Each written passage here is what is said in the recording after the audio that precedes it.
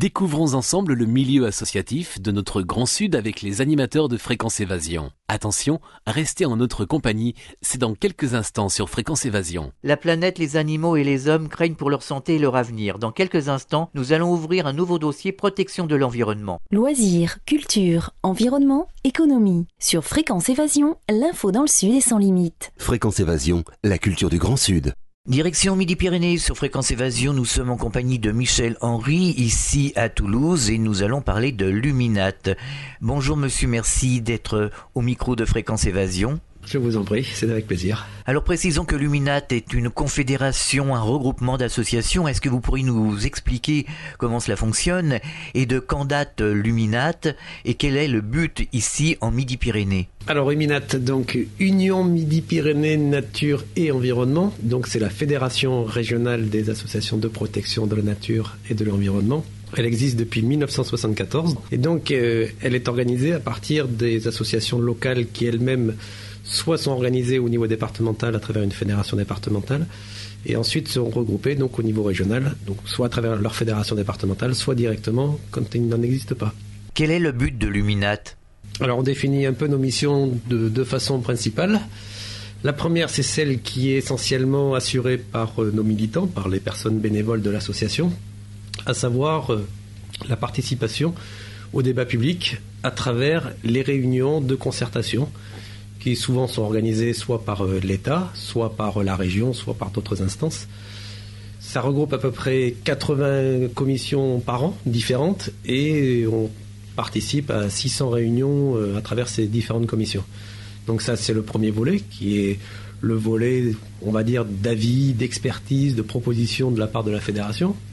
Et ensuite, le deuxième volet, qui est toujours pour nous une forme de participation au débat public, c'est l'information et la sensibilisation et l'éducation à l'environnement à travers donc des actions qui peuvent se dérouler comme actuellement, par exemple, l'exposition que nous faisons à la Maison régionale de l'environnement, donc qui concerne les risques industriels. Mais c'est aussi des conférences-débats, ce sont des journées de formation, et puis bien sûr d'autres formes d'animation, en particulier auprès du public jeune, donc à travers les écoles, les collèges, les lycées, même voire l'université. Alors comment arrivez-vous à mettre le citoyen au centre du débat pour parler d'environnement et arriver justement à faire prendre conscience aux gens ce qu'est la protection de l'environnement, de la nature ? Notre vision des choses est que nous pensons que chaque personne a le droit d'abord à avoir l'information et a le droit aussi d'y participer. C'est-à-dire que chacun, dans sa vie personnelle, peut avoir des idées pour faire évoluer la société. Alors, dans l'environnement, d'abord c'est quelque chose qui concerne tout le monde, c'est quelque chose qui nous concerne souvent quotidiennement, dans nos transports, dans les déchets, dans l'air que nous respirons, enfin dans tous les domaines pratiquement dans lesquels nous vivons. Et d'autre part, il me semble que à travers chaque personne, il peut sortir des idées nouvelles, donc une vision aussi porteuse de projets. Et nous pensons qu'avec notre ancienneté, nos réflexions de nos milliers de militants depuis une trentaine d'années, nous avons des propositions à faire qui souvent sont pas forcément celles dont les pouvoirs publics s'inspirent toujours en priorité, mais qui peuvent apporter des évolutions sur les projets sur lesquels ils nous interpellent. Quelles ont été les actions menées par Luminat en matière d'environnement ? Est-ce que vous auriez des exemples à nous donner ? Alors, par exemple, un exemple, il y a, comme dans les grandes agglomérations, un projet de déplacement donc, urbain, donc, qui s'appelle le PDU pour faire court, dans lequel donc, notre association a participé à des travaux de réflexion et de proposition. Et donc le PDU de l'agglomération toulousaine a été entériné par le préfet, ça devait être à la fin vers l'année 2000. Ce projet pour nous ne respectait pas la loi sur l'air telle que l'État l'avait promue. Et donc nous avons par exemple déposé un recours sur ce projet de plan de déplacement urbain. Et à la suite de ça, le tribunal administratif va sans doute aller dans notre sens pour annuler ce PDU. Et ça ne nous a pas empêché d'ailleurs d'y participer dans sa nouvelle révision en apportant nous-mêmes de nouvelles propositions. Alors ça c'est par exemple des choses que peut-être les gens n'entendent pas très souvent parler, mais il y a aussi par exemple le plan de protection de l'atmosphère, donc pour l'agglomération toulousaine, dans laquelle nous sommes aussi participants et dans lequel nous essayons de faire en sorte que on puisse mieux prendre en compte la qualité de l'air à travers des propositions qui tendent à réduire soit les nuisances issues des ménages à travers une consommation par exemple du chauffage inférieur, par le mode de transport aussi que tous les jours nous utilisons, mais éventuellement aussi à travers ce que les industriels font quand ils relâchent dans l'atmosphère un certain nombre de produits. Donc toujours des propositions qui s'adressent soit aux citoyens, soit aux industriels ou aux collectivités territoriales avec lesquelles nous sommes en lien. Quels sont les points principaux ici en Midi-Pyrénées, sur la région toulousaine, intéressée par Luminate justement, où il y a des actions qui sont menées? Alors évidemment, il y en a beaucoup, mais je peux en tout cas, je peux penser à un en particulier, qui est le problème de l'eau, de la ressource en eau, en particulier en termes de quantité.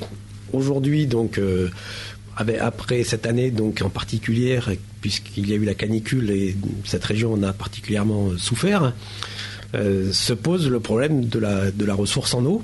Alors, globalement, ce qu'on nous apercevons, c'est que la demande est toujours en agrandissement, dans la mesure où l'agriculture de notre région est de plus en plus intensive, à travers en particulier l'irrigation pour une culture bien particulière au sud-ouest qui est le maïs. Et nous pensons que cela génère toujours le besoin de nouvelles ressources, donc de nouveaux barrages, pour lesquels il nous semble que l'argent public n'est pas forcément n'est pas utilisé de la meilleure façon. Alors, c'est un débat que nous avons souhaité à travers le projet de réservoir de Charlas, donc qui se trouve dans le sud de la Haute-Garonne, et pour lequel la Commission nationale du débat public a accepté qu'il y ait un débat particulier en région Midi-Pyrénées sur ce projet, et pour lequel donc nous sommes extrêmement présents. Pour dire en gros ceci, nous pensons aujourd'hui que la ressource est mal gérée dans la mesure où l'agriculture, pendant la période d'étiage, c'est-à-dire pendant la période où il y a le moins d'eau dans la Garonne, donc entre le mois de juin et le mois d'octobre, et le moment où l'agriculture est la plus demandeuse, en particulier donc pour ces grandes cultures et le maïs pour en particulier. Et donc nous pensons que toujours augmenter la ressource parce qu'on augmente les surfaces irriguées n'est sûrement pas la meilleure solution pour que l'eau reste un bien à la fois par rapport aux milieux humides, qui disparaissent d'ailleurs de plus en plus parce qu'on retourne des prairies pour faire des grandes cultures, et en même temps donc pour l'alimentation humaine, dans la mesure où plus on pompe de l'eau, moins il y en reste dans la rivière, plus la pollution se concentre et plus après le traitement devient difficile, cher, donc à la fois pour le consommateur ou pour le citoyen quand il paye ses impôts. Comment est retraitée l'eau ici en Midi-Pyrénées? Est-ce qu'on a des informations justement sur la qualité de l'eau dans la région? Alors globalement, la pollution s'est améliorée, tout moins la qualité de l'eau s'est améliorée depuis une vingtaine d'années par rapport au rejet des industriels. Par contre, cette pression vis-à-vis de l'agriculture augmente sans cesse, à la fois aussi bien en termes donc de quantité, mais bien sûr aussi en termes de qualité, avec l'utilisation de plus en plus intensive de pesticides, de traitements phytosanitaires en général. Et donc, c'est vrai que la qualité de l'eau au niveau de la consommation humaine reste très bonne dans la mesure où le traitement de l'eau est effectivement particulièrement qualitatif, mais à quel coût? Et bon, on en vient à ce genre de disposition parce que les agriculteurs aujourd'hui ne font pas suffisamment d'efforts pour protéger la ressource, en tout cas quand elle est en bord de champ, quand elle est dans la rivière qui va passer à côté de leur champ. Est-ce qu'il n'y aurait pas d'autres techniques pour irriguer les champs, une autre manière de faire pour que ce soit un peu plus écologique?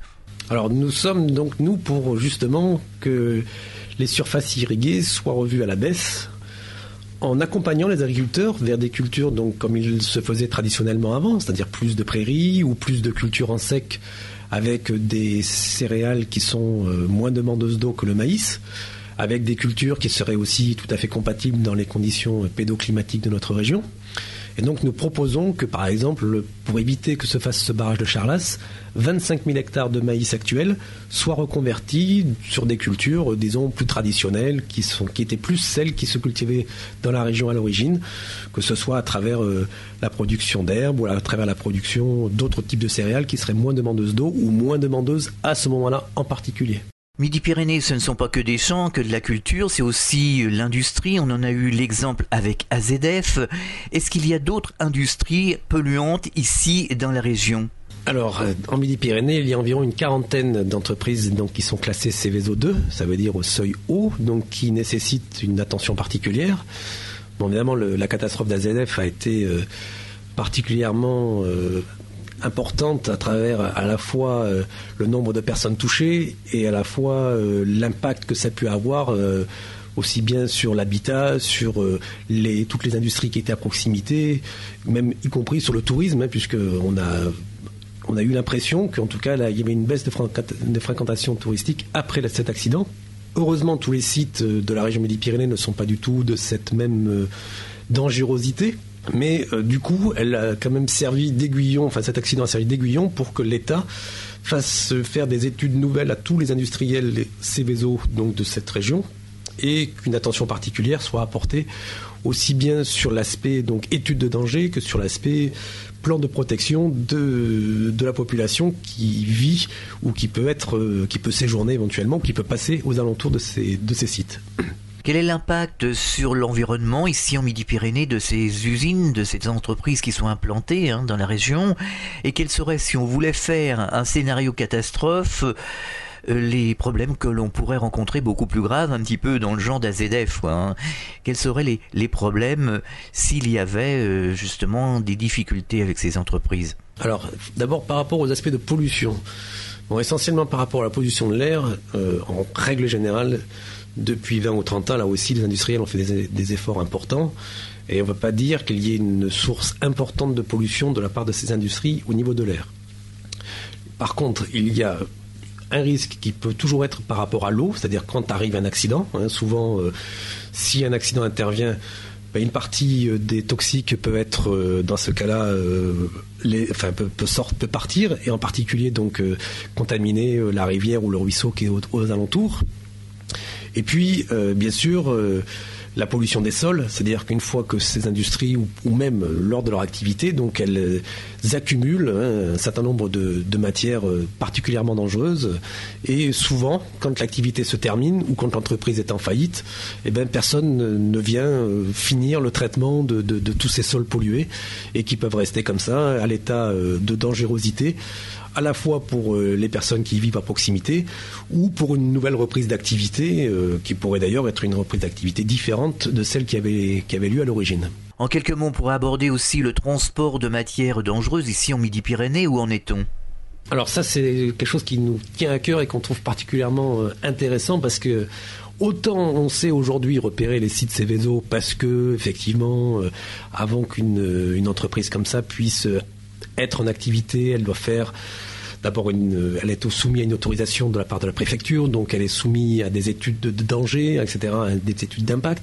Donc on pense bien connaître à la fois l'activité et sa dangerosité. Par contre, souvent, soit pour l'alimenter, soit pour d'autres activités, bien sûr, on transporte à longueur d'année, à travers des trains ou à travers des camions, des matières qui servent à la production de ces entreprises ou éventuellement pour simplement stocker pour d'autres activités des matières extrêmement dangereuses et pour lesquelles, pour l'instant, personne ne se préoccupe en termes de dangerosité sur le fait qu'elles soient, par exemple, dans une gare de triage regroupée comme étant parfois plus importante que sur un site Seveso, ou ne serait-ce que quand elles sont transportées par voie ferrée ou sur une autoroute ou sur un contournement de ville. Et si un accident arrivait à ce moment-là à un camion ou à un wagon, que se passerait-il ? Pas de plan particulier d'intervention, pas de précautions particulières prises. Donc c'est vraiment un sujet qui nous semble extrêmement important et pour lequel il y a vraiment des choses à faire, en particulier dans les endroits où peuvent être regroupés temporairement un certain nombre de matières extrêmement dangereuses en tant que telles, et encore plus quand elles sont regroupées à plusieurs avec le fait par exemple ce qu'on pourrait appeler un effet domino. Quelles ont été les leçons qu'on en a tirées justement après la catastrophe AZF ici à Toulouse ? Alors, après la catastrophe d'AZF, nous avons en particulier participé au débat national sur les risques industriels, donc qui a fait étape en particulier à Toulouse, et pour lequel nous avons pensé qu'il était important de continuer à mener une réflexion. Alors nous avons notamment proposé dans le cadre du projet de loi qui a été donc soumis au Parlement sur les risques industriels et puis qui s'appelle en plus aujourd'hui naturels et à réparation des dommages, à toute cette partie de concertation qu'il nous semble nécessaire de mettre en place autour de ces sites et éventuellement, en tout cas autour des sites qui ne sont peut-être pas repérés aujourd'hui en tant que tels. Par exemple, ces histoires de transport ou de gares qui accumuleraient un certain nombre de produits dangereux. Parce qu'il nous semble qu'à partir du moment où une concertation peut s'établir avec les riverains, avec les associations de protection de la nature et de l'environnement locales, avec l'administration, avec les collectivités territoriales concernées, à nous, et y compris avec d'ailleurs les journalistes, à partir de tout ça, il nous semble qu'on peut élaborer à la fois une meilleure connaissance donc des dangers que représente ce site et surtout, au cas où il y arriverait un accident, quel type d'accident, comment, quelles seraient les précautions à prendre pour la population, en particulier par exemple les enfants qui se trouvaient dans une école à proximité ou par exemple un bus de ramassage scolaire qui se trouverait à proximité d'un accident d'un camion ou d'un train transportant des marchandises dangereuses. Donc tout ça, c'est vraiment non seulement une question d'information, mais c'est une question d'éducation au comportement, savoir comment chacun, à la place où il se trouve quand l'accident a lieu, quel comportement doit-il adopter pour qu'effectivement la catastrophe ne soit peut-être pas évitée, mais que ses conséquences soient bien sûr beaucoup moins graves. Fréquence Évasion. Fréquence Évasion. Suite à l'accident donc à ZF ici à Toulouse, est-ce qu'il y a eu des actes concrets ? Alors, premier acte concret d'abord, donc, c'est que le préfet a demandé une nouvelle étude de danger à toutes ces entreprises. Ensuite, l'État a pris quand même quelques dispositions en nommant un certain nombre d'inspecteurs des installations classées en plus, et notamment qui va se traduire dans les années prochaines avec de nouveaux inspecteurs qui doivent arriver. Mais bien sûr, tout ça, c'est quand même bien sûr long. Il faut quand même que les gens soient formés, soient opérationnels. Ensuite, donc, dans le projet de loi qui maintenant est la loi, puisqu'elle a été votée fin juillet, donc la mise en place de comités locaux d'information et d'information au sens réflexion et coordination, donc par rapport à tous les sites Céveso. Et puis, bien sûr, pour notre part en tout cas, mettre en place des actions toute l'année d'animation auprès du public, en particulier scolaire, sur connaître mieux ces risques industriels et savoir mieux s'en protéger. Est-ce que les jeunes sont sensibles à l'écologie ? Est-ce que le message passe bien justement au niveau de la jeunesse ? Et quels sont les moyens de faire passer ces messages ? Alors je crois que c'est vrai que par rapport à notre génération à nous, moi j'ai pas loin de la cinquantaine, et bien sûr celle de nos parents, je crois que les jeunes sont quand même beaucoup plus informés. D'abord parce que l'information au niveau des médias circule mieux. Ensuite, c'est sûr que à travers leur programme dans l'éducation nationale, ils abordent des choses que nous n'abordions pas à notre époque. Et puis ensuite, et malheureusement, l'état de l'environnement oblige aujourd'hui à ce qu'il y ait de plus en plus d'actions, d'information, de sensibilisation, afin de modifier nos comportements et bien sûr celui de nos enfants qui sont les futurs citoyens d'ici et qui seront bien sûr demain à même de pouvoir comme ça mieux agir que nous ne l'avons fait à notre époque. Alors ces actions, elles se passent à travers toutes les animations que l'on propose, c'est-à-dire nous avons une quinzaine d'expositions thématiques qui sont à la disposition des établissements scolaires. Et puis nous intervenons aussi à la demande particulière du milieu enseignant sur telle ou telle question qui soit sort de ces thématiques, soit au contraire viennent compléter ou viennent approfondir une des thématiques, que ce soit les déchets, l'eau, les transports, l'air, la santé, l'alimentation, l'agriculture. Et comme ça, je peux encore vous en dire toute la soirée. Alors par le biais des expositions, vous n'avez pas pensé qu'aux enfants, qu'à la jeunesse, vous avez pensé aussi aux adultes. Il y a une opération de sensibilisation qui est réalisée ici pour faire prendre conscience aux adultes qu'il faut faire vraiment quelque chose, tout au moins changer son comportement. Alors bien sûr, les jeunes, c'est notre public numéro 1 parce que c'est à la fois celui qui peut-être aujourd'hui peut percevoir le plus facilement les risques par rapport à une certaine sensibilisation qu'ils finissent quand même par avoir. Il y a aussi le fait que bien sûr ce sont les citoyens de demain, mais n'oublions pas ceux d'aujourd'hui. C'est pour ça que toutes nos actions sont tournées de toute façon sur l'ensemble du grand public, bien que certaines actions puissent être soit plus vers les jeunes ou soit plus vers des personnes adultes. Par exemple, des conférences ou des journées de formation sont effectivement plus réservées à un public, on va dire, plus âgé. C'est aujourd'hui dans le présent qu'on construit l'avenir, donc il est grand temps de changer ses comportements pour retrouver par exemple une eau pure, un air pur également, une planète vivable. Par rapport à l'avenir, c'est toujours cette question, comment arriver à retrouver une eau de qualité, y compris dans la consommation humaine, tout simplement en essayant de trouver quotidiennement les bons gestes, aussi bien en tant que particulier que quand je suis à mon travail, que quand je me déplace. Donc toujours avoir cette attention permanente pour l'eau. Alors ça, c'est vraiment quelque chose qui va nous prendre des années. Et on va commencer d'abord par réaliser de nouvelles expositions et on va essayer en même temps d'associer aussi bien le premier âge, c'est-à-dire vraiment l'école maternelle, et jusqu'au troisième âge à travers les clubs des anciens. Par exemple, en leur proposant que les anciens viennent apporter aux jeunes qu'est-ce qu'ils ont, comment c'était avant, qu'ils nous fassent part, par exemple, de leur expérience d'il y a 50 ans, et comment eux-mêmes pouvaient peut-être avoir un usage de l'eau à la fois plus parcimonieux et sans doute une qualité de l'eau qui était beaucoup plus grande. On va aussi éventuellement leur demander s'ils ne connaissent pas des histoires ou des contes à raconter aux enfants, pour essayer un peu aussi d'être un peu dans l'imaginaire et non pas toujours être simplement dans des choses très concrètes, mais essayer de faire partager cette ressource et cette nécessité d'améliorer cette ressource pour le bien de tous, quoi.